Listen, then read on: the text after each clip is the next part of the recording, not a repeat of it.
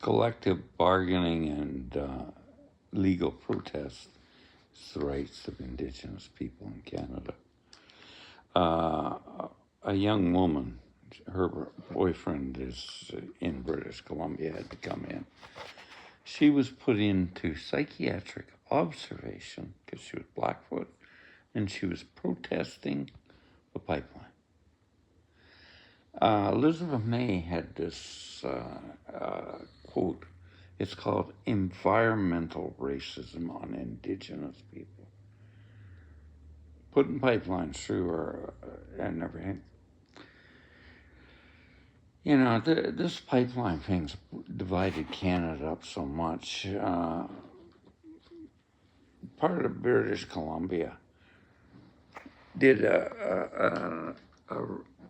won a case against the pipeline going through. Where was it?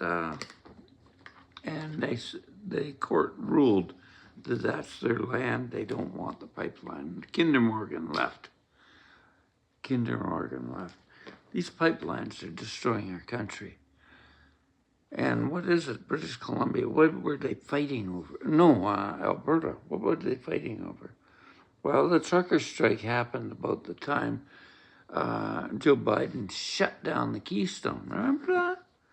He shut down the Keystone. They had no way to get fuel up.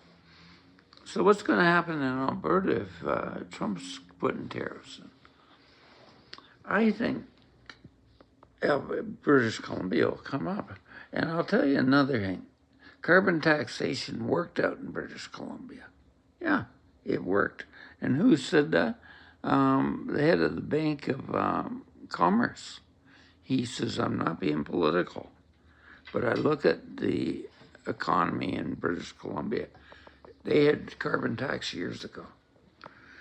Now, there's things we need to work out. My friend's renting a place, and he needs to switch the fuel system. And I'm going to bring that up with the British Columbia government.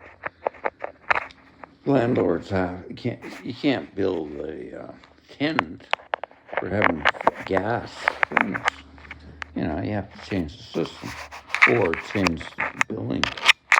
And she was getting mad at the carbon tax. Well, no, it wasn't the carbon tax, it was the landlord. So the landlord laws have to change.